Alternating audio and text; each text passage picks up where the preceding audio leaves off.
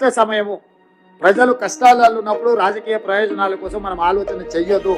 వ్యక్తిగత స్వార్థాన్ని వదులుకొని మనం చేయగలిగిన సహాయాన్ని మనం చేయాలి. ఒకవేళ మనకు సహాయం చేయాలన్న ఆలోచన లేదు, దేవుడు అలాంటి బుద్ధి మనకి ఇయ్యనప్పుడు ఫామ్ హౌస్లో మౌనంగా అయినా ఉండొచ్చు, విదేశీ పర్యటనలో విలాసవంతమైన జీవితాన్ని అయినా గడపొచ్చు. కానీ ఉత్తగానే ప్రజల మీద బురద చల్లడానికి ప్రయత్నం చేయకూడదు. ఈరోజు చంద్రశేఖరరావు గారు ప్రధాన ప్రతిపక్ష నాయకుడిగా, పక్క రాష్ట్రంలో కూడా ప్రధాన ప్రతిపక్ష నాయకుడు ప్రజల దగ్గర తిరుగుతున్నారు. మా షర్మిల గారు గతంలో వర్షాలు వస్తే పక్క రాష్ట్రంలో ప్రజల దగ్గరికి వెళ్ళింది.